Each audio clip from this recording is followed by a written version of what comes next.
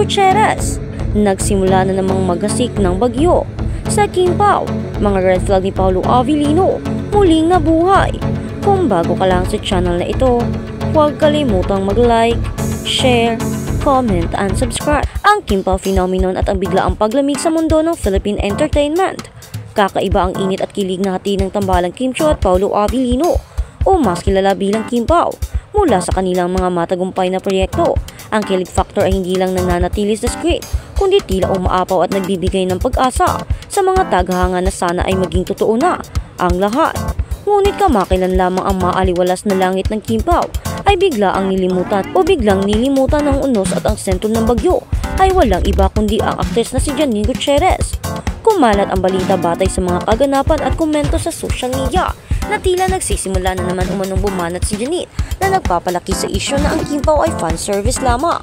Ito raw umano ay isang love team para sa trabaho walang seryosong relasyon. Nakatanim ang ganitong salita ay parang isang malakas na sampal sa mukha ng mga tagahanga na naniniwala at nag-i-invest ng kanilang emosyon sa kilig natin ng dalawa. Kung totoo man ito, masakit para sa mga fans, gayon pa man ang panawagan ng marami. Strong lang Kimpao, ang daming pilit na sumisira. Ngunit sa gitna na pagtatanggol, may mga naglalabasan ding mga hate comments at matitinding kritisismo. Hindi lang sa isyu kundi sa mismong kasaysayan ni Kim Chiu sa pag-ibig at higit sa lahat sa reputasyon ni Paolo Avellino. Tila ba ang isyu ay nagtaging udyat para muling buksan ang kanilang mga nakaraan. Ang terminong fan service ay tila naging lason sa mundo ng showbiz. Ito ay tumutukoy sa isang relasyong pinananatili o pinalalaki para lang sa kapakanan ng mga tagahanga at ikagaganda ng ratings. Ang balitang ito na pinalakas umano ng payag ni Janine Gutierrez ay mabilis na nag-trending, nag-iwan ng malaking sugat sa puso ng mga loyal Kimpao supporters. Para sa kanila, ang kanilang pag-asa na magkatuluyan ang dalawa ay biglang naging isang malaking biro. Sa mga komento ay nagpapahiwatig ng matinding pagkadismaya. Isang komento ang nagsasabi o nagsabi, sa umpisa ng sweet pag nagkuha na ang atensyon ng babae, biglang magbabago. Walang love yan, love team lang talaga ang nakikita namin. Ito ang sentimiento ng mga tagahanga, tila nasasawa na sa work only na senaryo ng mga sikat na love team. Ang kanilang panawagan ay simple, maniwala kayo sa mga nakikita naming lahat, na tila ba ang mga taga-suporta mismo ang nakakita sa katotohanan na hindi nakikita o ayaw makita ni Kim Chiu. Nakaraan ni Kim Chiu, hindi marunong magdala at ang cycle ng pag-ibig. Ang mas masakit na bahagi ng issue ay ang pag-ungkat sa nakaraan ni Kim Chiu. Ang actress na kilala sa kanyang pagiging professional ay tila binalikan ang kanyang mga nakaraang relasyon, at ang naging konklusyon ng ilang netizens ay hindi kasi marunong magdala si Kim. Ito ay tumutukoy sa kanyang mga sikat na love team na nauwi sa personal na pagkakakilala at koneksyon na sa huli ay nauwi rin sa paghiwalay o pagkadismaya. Mula kay Gerald Anderson hanggang kay Sian Lim, lahat daw ay nakilala niya na dahil lang sa work. Para sa mga kritiko, tila ba umuulit ang kasaysayan. Ang daming pinagdadaan ng emotional si Kim sa nakaraan at ang takot ng publiko ay tapos umulit pa kay Paolo Avellino. Ang daming pilit na sumisira ayon sa mga samutaring komento.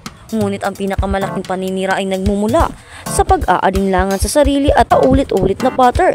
Ang mga fans ay nag-aalala na ang matinding emotional investment ni Kim sa kanyang mga ka-love team ay hindi sinusuklian ng pantay sa na seryosong pagtingin. Ang kanilang payo, sana maging matalino itong si Kimi. Madala na sa kanyang mga nakaraan, hindi biro ang mga pinagdaraanan. Sana lang walang masaktan sa huli. Ang tanong, kailan ba matatapos ang work lang na cycle ni Kim Chiu? Paolo Avellino ang taong walang siniseryosong babae. Ang pinakamalaking banta sa Kimpao ay hindi lang ang salita ni Janine, kundi ang reputasyon ng mismo aktor si Paolo Avellino. Tila ba ang pag-ibig ay hindi siniseryoso ni Paolo?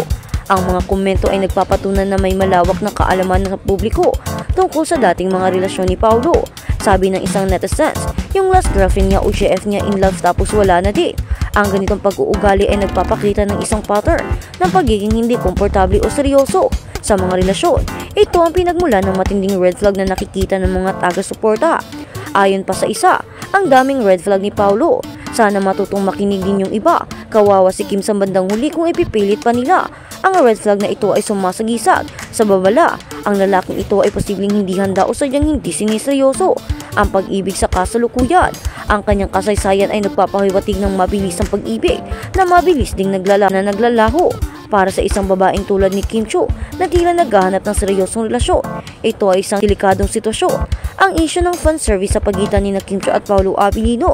na tila pinalaki pa ni Janine Gutierrez ay naging isang matinding pagsubok sa katatagan ng kanilang love team at ang maging kanilang personal na damdamin.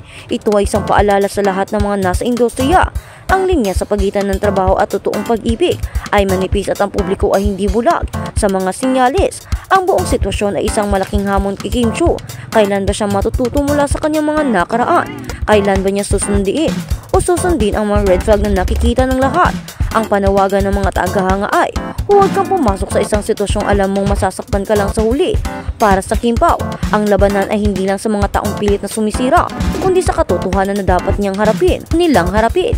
Seryoso ba talaga o fan service lang? Ang sagot ay hindi natin alam, ngunit ang hiniling ng lahat ay sana walang masaktan sa huli. Sa huling pagtatasa ang dami ng mga samutaring komento, ang pag-aalala ng mga fans at ang pag-ungkat sa nakaraan ay nagpapatunay lamang na ang love team na ito ay may malalim na epekto sa publiko. Ang kanilang storya ay patuloy na binabantayan at ang bawat kilos nila ay susuriin. Sa bandang huli ang katotohanan ay lalabas din.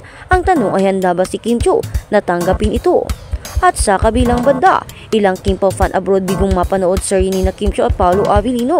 Kaya naman pala masipag sa pag-sponsor ng libreng subscription para mapanood ng ibang Kim Pao fan ang serye na kanilang loading na sina Kim Chiu at Paolo Avellino, dahil hindi pala mapapanood ang nasabing drama project sa ilang mga bansa abroad. Nalulungkot ang ilang OFW Kim Pao supporters dahil hindi available sa kanilang tinitirhang bansa ang streaming app na pinaglalabasan ng serye. Ilan sa mga nakausap naming solid sa Hong Kong gaya ni Marie Tisay Tablan ay naaga-aabang na lang ng balita ng link na nasabing serye dahil walang Pinoy streaming app sa kanila. Sa X-Media nagpost naman si Jocelyn Tobias ng kanilang pagkalungkot dahil hindi available sa Japan ang serye sa Japan.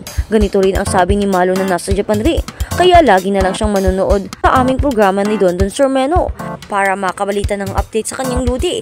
Hindi rin makapag-subscribe ang mga funny sa Italy at Spain, kaya hinimok ng mga funny ang maglagay raw ng slot para sa mga Pinoy series sa lugar nila. Handa naman daw silang magbayad kahit magkano. Mas bortahan lang ang Kim Pao, pero tuwang-tuwa naman ang mga taga-Finland dahil available ang serye ng kanila. Ang kabigo ang mapanood ang bagong project ng Kim Pao. Ang rason ng ilang Kim Paolandia kaya nagdodonate sila ng pagsasubscription sa mga supporters dito sa Pinas para ang mga ito na lang ang makapanood at makadagdag ng mas maraming viewers at drama show ni Kim at Paolo.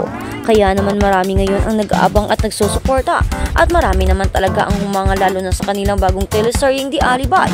Ngunit dahil sa mga haka-hakang lumabas, pakikutungo ni Paolo Avellino kay Kim, ang pakikipagkita niyang muli kay Janine at ang pagbabalik ni Janine na panggugulo, at higit sa lahat, ang pagkaka-fan service lamang na issue. Totoo nga ba ang mga ito? Bakit nga ba naging tahimik na si Paolo towards kay Kim Chiu nang matapos ang The Alibay?